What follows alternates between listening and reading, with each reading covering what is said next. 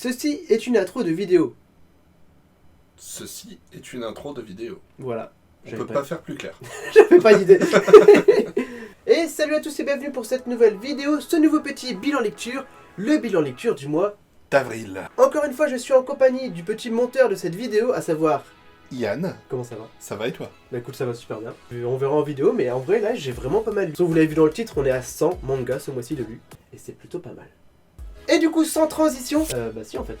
C'est parti pour la première catégorie, la catégorie Trinité. La Trinité.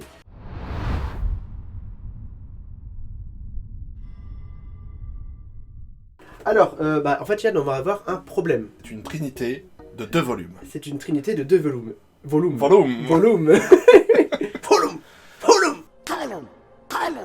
Tout simplement, je n'ai pas trouvé le tome 10 de Terraform Mars. Bah, on a dit que ça serait compliqué à trouver. Voilà, et bah effectivement c'est compliqué puisque je ne l'ai pas trouvé. Et donc tout simplement j'ai pris la suite de Dr Stone, le numéro 19. Et d'ailleurs il y a le numéro 20 qui est sorti ce mois-ci, donc en fait j'ai toujours un tome de retard, mais je suis quasiment un jour. En vrai Dr Stone, le scénario avance très vite. Tu vois, là je pensais qu'ils étaient en guerre, que ça durerait longtemps, bah dans le tome 19 on passe à autre chose. Surtout j'ai pas envie de trop spoiler, on est vraiment dans un arc assez avancé, on est bien avancé dans l'histoire, je pense que en 10 tomes la série sera sûrement finie.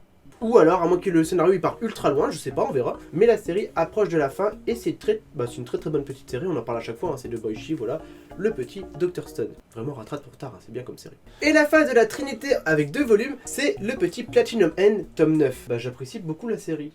Il y a beaucoup de changements dans le scénario, il y a des personnages qui meurent, et je me rends compte que les méchants, ils ont quand même bien évolué. En fait, l'ambiance dans le manga évolue pas mal. Et ça ressemble beaucoup à Death Note, dans le sens où les gens sont au courant qu'il se passe quelque chose maintenant partout sur Terre. Ils sont en mode, oulala, ça prend de l'importance, tu vois.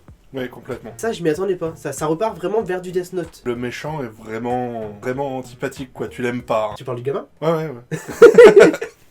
En voyant la couverture, je me dis, ah putain, je l'aime pas. D'autant l'ancien, c'était un petit Richard insolent et je l'aimais pas du tout. Ah, effectivement, lui, c'est un petit con. Mais voilà, on va pas trop en parler, on va pas spoiler. Donc, le tome 9 de Platinum End, on va passer à autre chose, c'est la Trinité habituelle, vous la connaissez. Maintenant, il est temps de voir la suite. Et maintenant, on va passer à la prochaine catégorie, la catégorie... Le choix du public. Le choix du public.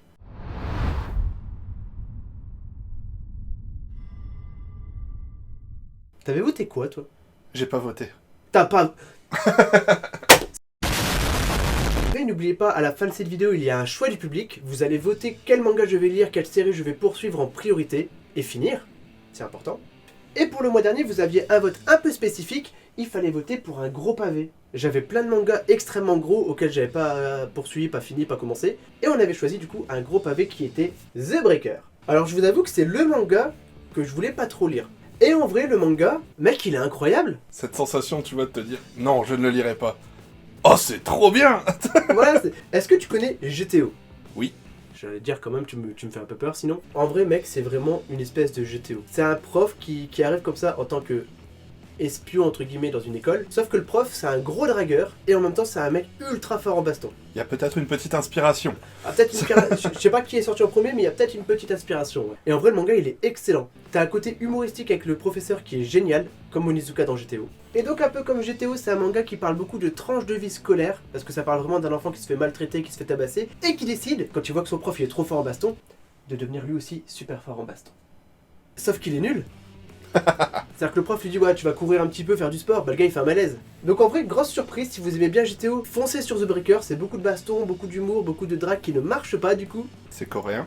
C'est coréen, c'est un GTO coréen. C'était le manga The Breaker pour le choix du public. On passe à la catégorie suivante, Yann.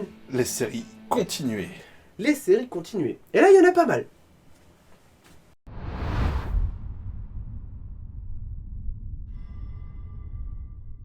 Et donc Yann, pour l'instant on a de la fiction, de la baston, des stratégies, des choses comme ça.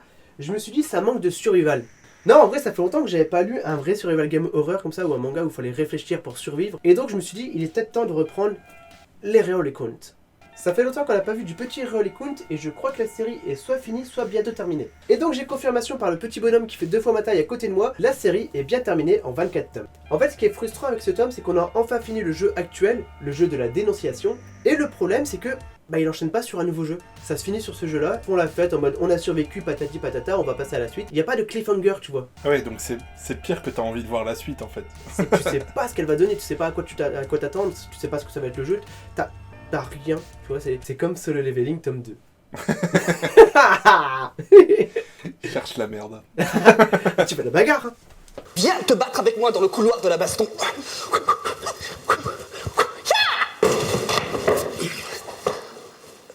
On va essayer de finir ça prochainement, le petit Réolicon. Le prochain manga, on n'en parle pas assez, et d'ailleurs j'ai pas encore dit les auteurs, c'est un manga de Tomomi. Est-ce que tu connais Le 9 août tu me dévoreras? Non. Est-ce que tu connais Tokyo Ghoul? Oui. Et bah mec, c'est un petit peu le même genre. En fait, c'est vraiment un jeune garçon, si tu veux, qui, on sait pas pourquoi, attire tous des filles monstrueuses, des espèces de yokai japonais, et qui veulent le bouffer. C'est conceptuel. Voilà. Et ce qui se passe, c'est que, un peu comme Mirai Nikki, parce que justement je l'ai lu il y a pas longtemps et on verra tout à l'heure, il y a une fille qui va se dire, eh ben écoute, je suis un monstre, mais je vais tuer tous les autres monstres parce que tu es à moi. Alors, est-ce que c'est pour le manger? Est-ce que c'est parce qu'elle est vraiment amoureuse? Ou je sais pas, mais... Ou les deux. C'est vraiment un manga assez oppressant, un peu à la Tokyo Ghoul. Et donc le jeune, il est en mode, bah oui, mais tout le monde veut me bouffer, donc s'il vous plaît, non. Donc le 9 août, tu me dévoreras de Tomomi. C'est un excellent manga, une très très bonne lecture, une bonne surprise. Ça fait beaucoup d'arguments. Vraiment, lisez ce manga. Yann, tu vas le lire. D'accord. Voilà. Mais il me faut le tome 1. Mais j'ai le tome 1, je te rassure. Le prochain manga, c'est Lunar Life in Another World. C'est un peu comme Chilling Life. Sauf que là, c'est un jeune garçon qui a toutes les mauvaises compétences. En fait, pour résumer l'histoire, c'est une classe complète de lycéens qui est mise dans un isekai, dans un autre monde. Tout à fait. In Another World. In another world. Oh bel accent. Eh. Et donc tous les membres de la classe, chacun à leur tour, choisissent une compétence et partent du coup dans leur nouveau monde. Le problème c'est qu'il y a un jeune garçon qui arrive en dernière position et qui ne lui reste rien. Genre il reste vraiment que des compétences nulles, genre compétences cueillettes. Et donc tout simplement le MJ, le dieu, le maître de ce nouveau monde dit, eh ben écoute tu n'as pas de chance, je vais te donner toutes les mauvaises compétences qui restent et t'en fais ce que tu veux. C'est une façon de faire. Ça me fait un peu penser à Harry Fureta sur le principe justement. Alors je connais pas Harry Fureta. C'est aussi un isekai, aussi avec une classe qui est balancée dans un autre monde, et le mec il a une compétence de transmutation simplement. En vrai c'est un peu plus comme Storm et Spider et So What. Ouais. C'est-à-dire qu'il a plein de mauvaises compétences. Et du coup, il va faire des combos, des fusions pour s'en sortir et créer des nouvelles compétences. Et bah, il va vraiment s'en sortir comme ça. Voilà, c'est un très très bon petit manga. C'est une bonne surprise encore une fois. Je préfère Chilling Life quand même. Ah, je fais des préférences, hein, je le dis quand même. Parce que Chilling Life, c'est vraiment un scénario atypique. Tu vois, t'es vraiment dans le isekai hors norme. En tout cas, très bonne surprise pour Lunar Life in a Different World. C'est dessiné par Bibi et le scénario, c'est Shogi Goji. Aussi, ce que Bibi n'a rien à voir avec Bibi de FF9. Et ce n'est... Oh la ref. Oh, je l'avais pas, mais oui, effectivement. Le prochain manga que j'ai continué, c'est un Yuri, une histoire d'amour entre filles. Ça plaît pas forcément à tout le monde, moi j'aime bien ce genre d'histoire, c'est Nos différences enlacées. Alors, en vrai, comme d'hab, c'est une histoire d'amour entre filles, donc c'est assez classique comme histoire. Le seul problème dans ce genre de manga, c'est que t'as l'impression que, bah t'en as partout. Par exemple, l'héroïne principale, elle est lesbienne, elle sort en couple avec une fille. La sœur de l'héroïne, elle est lesbienne. La meilleure amie de la copine, elle est lesbienne aussi. T'as l'impression qu'il y en a partout dans l'entourage, genre c'est une, je vais pas dire une colonie, mais donc je suis totalement pour, il y a pas de problème, mais c'est juste que dans le manga, je trouve que c'est un peu trop. C'est possible que ça arrive, mais effectivement, là, c'est un peu rare. C'est tout qui est centralisé au même endroit, quoi. Bon, en vrai, je critique, mais c'est une très bonne série, c'est bien amené, c'est pas gênant du tout. Donc, Nos différences enlacées, petit Yuri très sympathique. C'est dessiné par Mikanuji. Voilà, qui est une autrice qui aime bien les Yuri, comme d'habitude. Ça sonne bien, je trouve, à dire Mikanuji. C'est facile. Mikanuji. Ça fait très Mikado. Mikano. Mikano. Pour les deux prochaines séries, tout simplement, c'est des séries que j'avais déjà commencé, mais que j'ai recommencé à zéro pour bien les poursuivre. Alors tout simplement, je me suis refait l'intégrale, les 7 tomes actuels d'Egrégor. Et en fait, Egrégor, ce qu'il y a, c'est qu'il y a tellement de la relecture derrière que t'es obligé de tout relire à chaque fois. C'est un peu comme le Seigneur des Anneaux, c'est-à-dire que tu vois la map et tout, comme ça tu vois tous les emplacements de qu'est-ce qui se passe dans chaque ville et tout. Et donc quand tu le relis, tu recomprends des choses, donc t'es obligé de constamment relire toute la série. À ce niveau-là, le scénario par Jay Square, il est extrêmement profond et bien travaillé. Et tellement travaillé qu'il y a même le journal de Foa, qui est sur le site de Meia Édition. Un peu un guidebook. C'est un complément, voilà, c'est un complément. C'est dessiné par l'auteur de World of Warcraft, c'est Kim Jae-won. Très très bonne série, les 7 premiers tomes de Egrégor. J'espère juste que quand j'aurai le tome 8, je vais pas encore une fois tout relire, on verra. Ouais, parce qu'il y a pas mal de textes en plus. Il y a beaucoup de choses à lire. Et je suis content parce que il n'y a pas le manga Le Seigneur des Anneaux. Et ça me fait vraiment penser au Seigneur des Anneaux, c'est-à-dire que t'as aussi les grosses araignées, t'as plein de choses comme ça en fait. Ouais, t'as les codes de l'Heroic Fantasy. C'est ça, t'as les codes de l'Heroic Fantasy. C'est bien de t'avoir à côté quand même, Yann. La dernière série que j'ai poursuivie, que j'ai bien poursuivie d'ailleurs ce mois-ci, c'est Journée Beyond Heaven. En vrai, j'avais lu que le tome 1 et j'ai mis la série de côté en mode oh, je verrai plus tard. J'en ai entendu parler, je les ai jamais lus, même pas feuilletés. Donc j'ai relu le tome 1 et le 2, 3, 4, 5, 6. J'ai même fait un super post sur Instagram. Ouais, ça je les vois passer les posts Instagram. Bah, j'étais fier de ma photo, tu vois. Ouais. Et tout simplement, c'est un manga mélange entre Last of Us et The Promised Neverland. Là, ça te donne envie, hein. Ouais, un peu. En fait, c'est l'histoire de deux personnes qui font un voyage dans un monde post-apocalyptique, donc ces deux-là. Donc t'imagines un monde délabré avec plein de monstres partout. Et à côté de ça, on va suivre des jeunes enfants qui sont dans une espèce d'orphelinat où tout va bien. Il y a de l'herbe, il y a des arbres et tout. Ouais. Mais a priori, bah, c'est une espèce de dôme et ils sont enfermés. Ok, ouais. On En voit tant le... que sujet d'expérience, on sait pas vraiment ce qui se passe. Et on sait que les deux personnes qui traversent le pays sont plus ou moins à la recherche de cet endroit justement. Donc vraiment une bonne surprise. J'ai relu l'intégrale, je me suis enfilé les tomes d'affilée parce que c'était vraiment super bien. C'est dessiné et scénarisé par Masakazu Ishiguro et vraiment c'est une très bonne série, ça je te le conseille. Un jour, je vais venir, je vais me poser ici avec un sac de couchage, puis je vais faire toutes les mangatech, tu vois. Bon ouais, pourquoi pas, hein. On fera un live lecture comme ça en mode on lit des trucs, on en parle. Et donc on a fini avec les séries poursuivies, on va passer maintenant à la prochaine catégorie.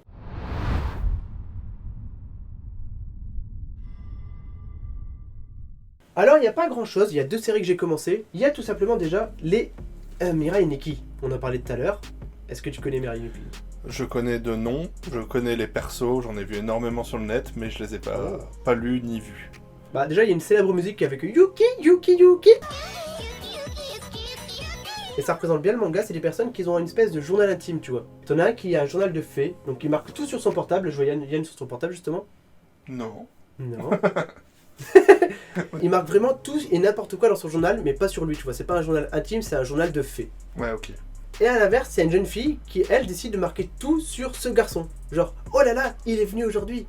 Oh là là, il a mangé mon stylo. Oh, enfin, tu vois, n'importe quoi, mais tout et n'importe quoi sur lui. Et tout simplement, un jour, il y a une espèce de jeu, d'être mystique, on sait pas vraiment, qui réunit 12 personnes et qui leur dit, à partir de maintenant, vous aurez tous le pouvoir de voir l'avenir. Ok. Dans vos journaux intimes.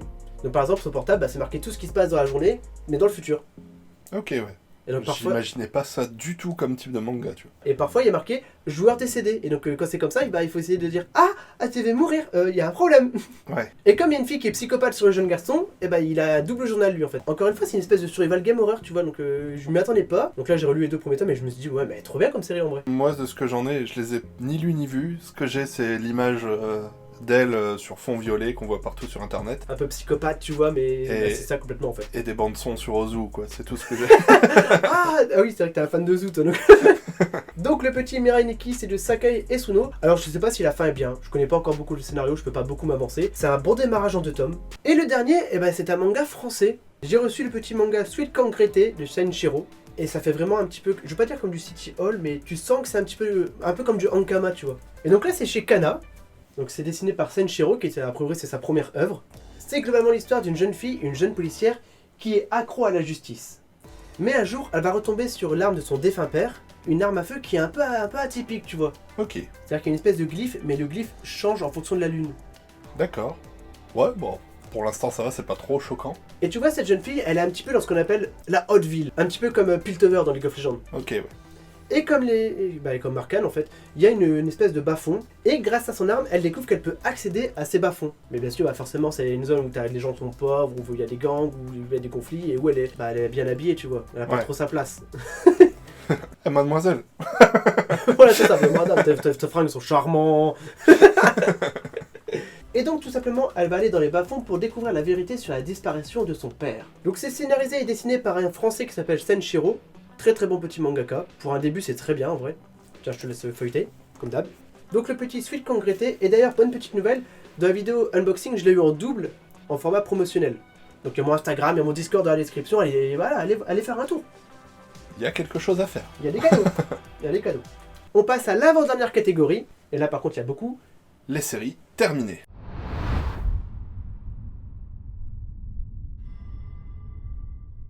Alors dire il y a beaucoup, c'est de la triche. Ah non! Il y a beaucoup de tomes, mais il n'y a pas beaucoup de séries. Ouais, tout à fait. C'est pas fou.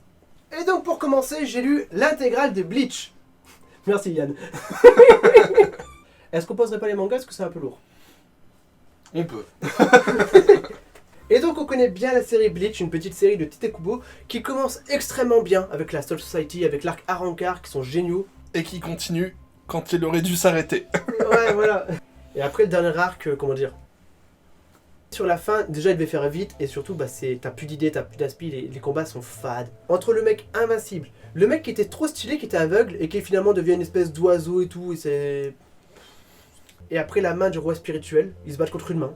Très Smash Bros. Quand tu compares à la qualité des arcs d'avant, des premiers et tout, c'est sûr que ouais, t'arrives, tu sens que c'est de trop. C'est Voilà. juste la bonne conclusion, je pense. C'est de trop.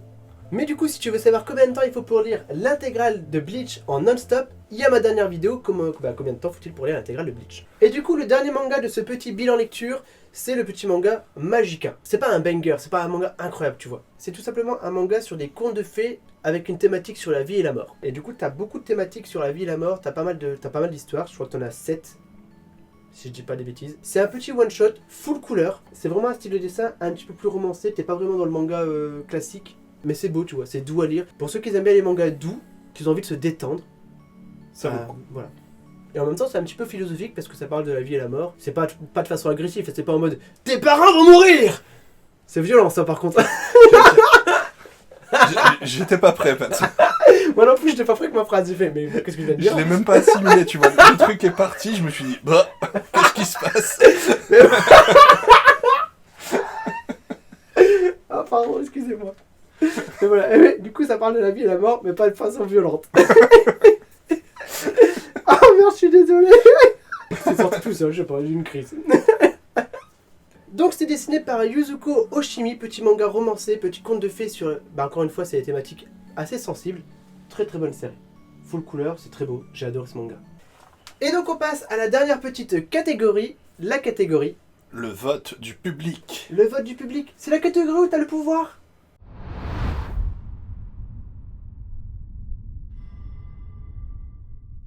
Et donc pour cette nouvelle catégorie, je vous le rappelle, vous choisissez la prochaine série que je vais lire en priorité, que j'ai pas le choix, que je finis point barre.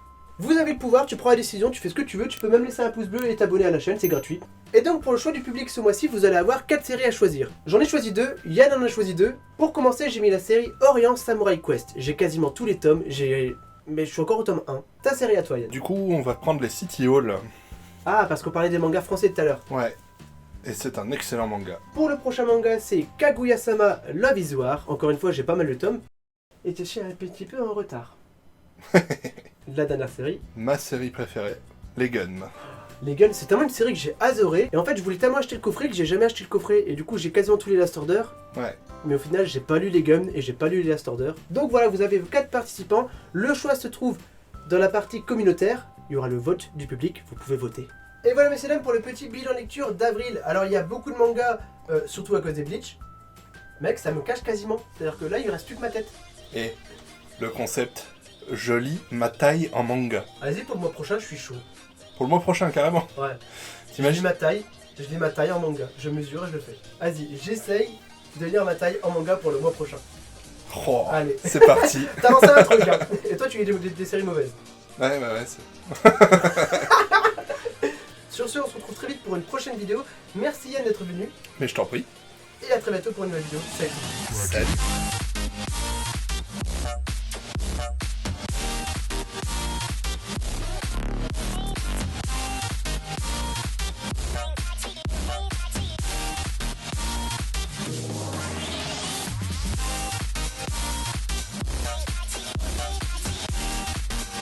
Je vais enfin remplir le trou de ma mangatech, mec. Oui.